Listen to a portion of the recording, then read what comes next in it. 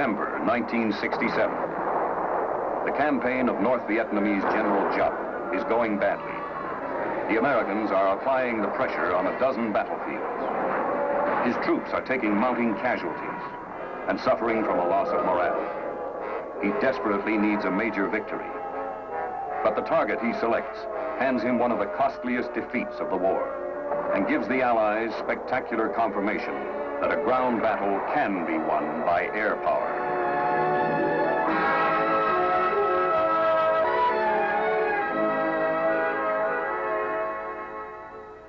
Khe Sanh, an Allied base manned by U.S. Marines and 1 battalion of South Vietnamese Rangers.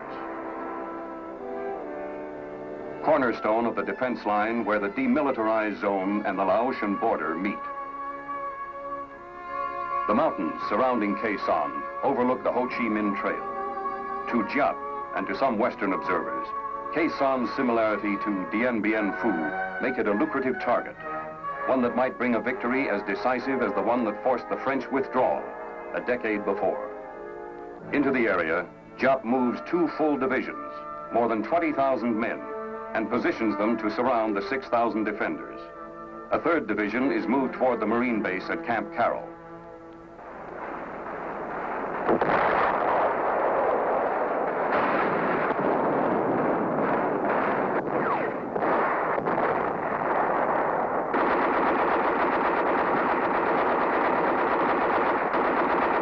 As the battle lines are drawn and the Marines repulse probes against their tightened perimeter, General William Westmoreland gives his Deputy Commander for Air, General William Momeyer, operational control of all air elements in the defense of Khe Sanh.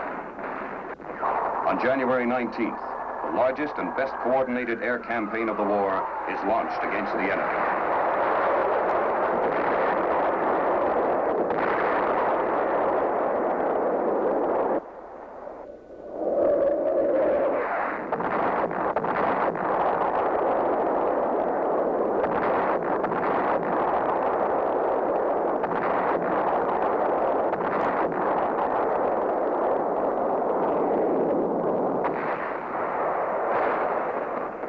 With land routes blocked, every ounce of food, every round of ammunition must be flown in to the besieged Marines across an air bridge that is always busy, always dangerous. Enemy gunners score a hit on an A-4 flown by Marine Major Bill Loftus.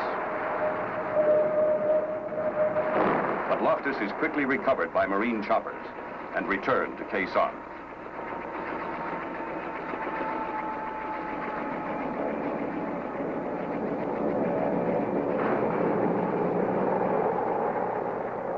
The big cargo aircraft become known as mortar magnets. But in spite of the mortars, in spite of enemy anti-aircraft fire, in spite of bad weather, the air bridge is never cut.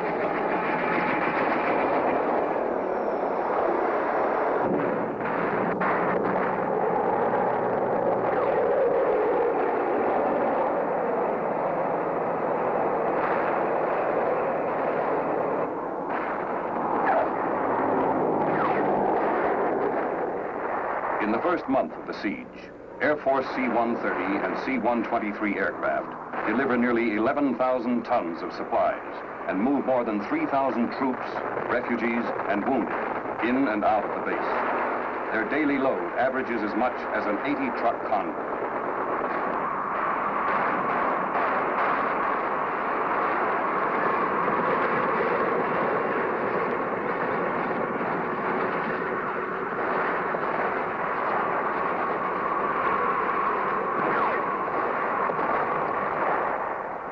A handful of Air Force aerial port personnel, under constant enemy fire, load and offload as many as 30 aircraft in a day.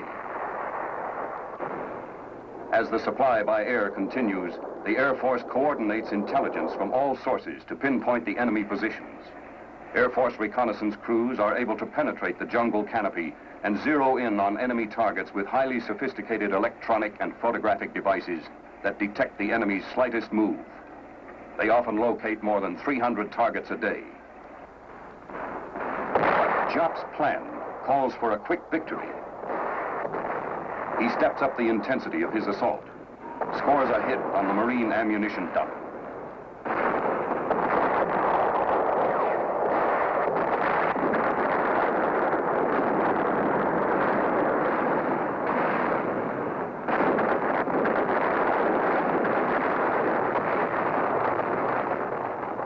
On 23 February, 1,300 rounds slam into caisson. Casualties among the defenders mount.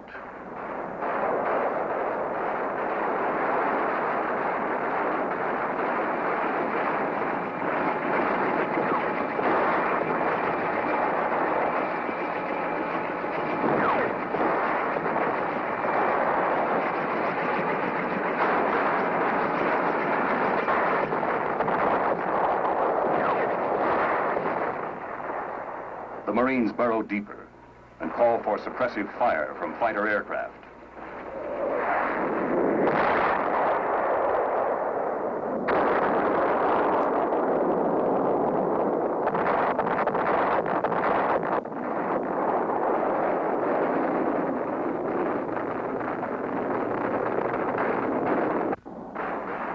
On the airstrip, the airlift planes meet increasing enemy fire.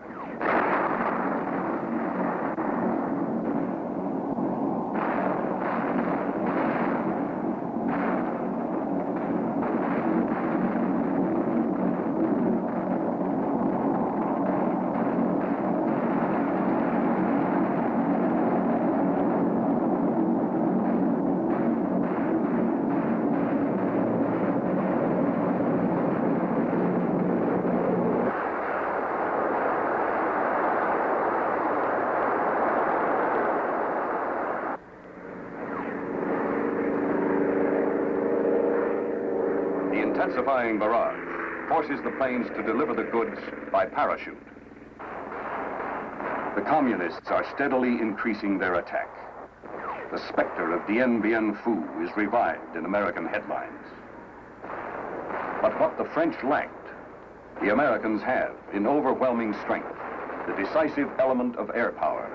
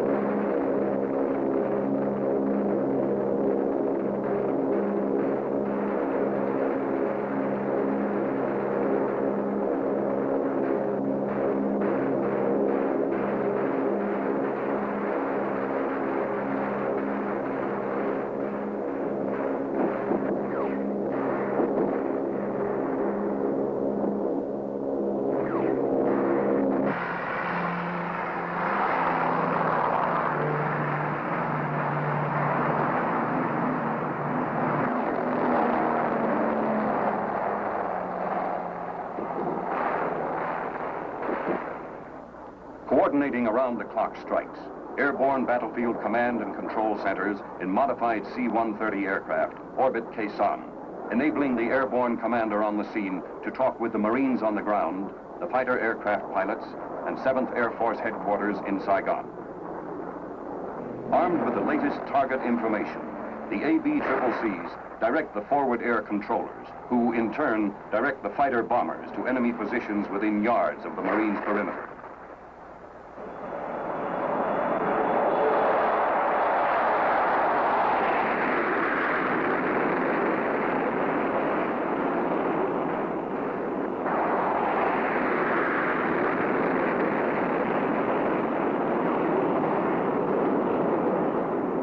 The B-52s, with their sophisticated radars, are able to strike in any weather. Each carrying more than 30 tons of bombs, blast enemy bunkers and supply dumps, devastating the surrounding landscape.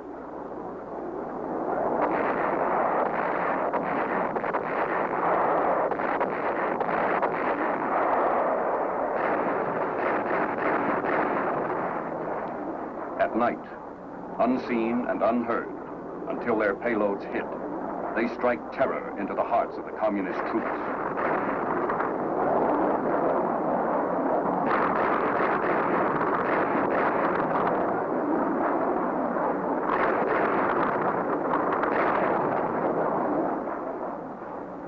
The air effort is massive. In February and March, General Momeyer directs more than 21,000 sorties in defense of Khe Sanh.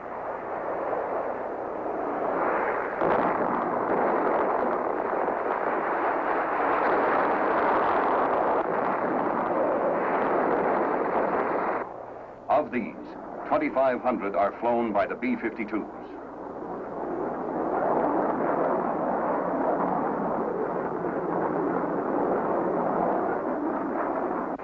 During the same time period, Marine artillerymen at Khe Sanh and Army gunners firing from bases many miles away lobbed thousands of shells at the enemy. In March, about the time of the 14th anniversary of his victory at Dien Bien Phu, Giap orders the withdrawal of the first of 2 divisions which are then in the process of being destroyed.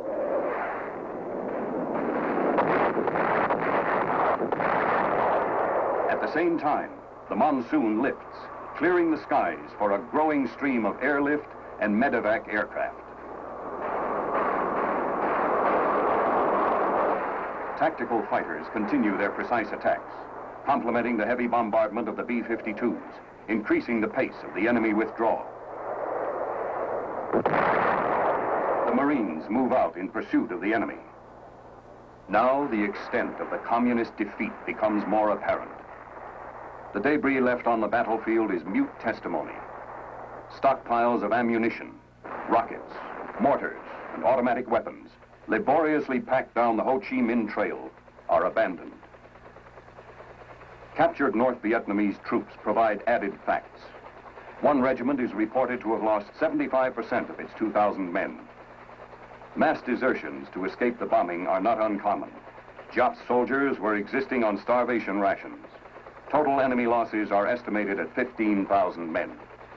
The long siege is over. On April 7th, the President of the United States sends a message to the armed forces in Southeast Asia. The relief of the forces which have held the base at Khe Sanh is an occasion for me to express the pride and confidence I feel in those who are carrying forward the nation's struggle against aggression in Southeast Asia.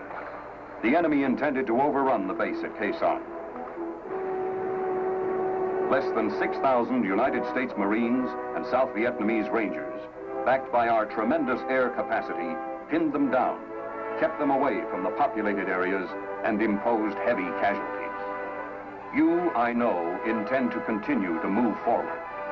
But by your gallant and skillful support for the brave people and armed forces of South Vietnam, you have brought nearer the time of peace in that suffering land and in all of Southeast Asia.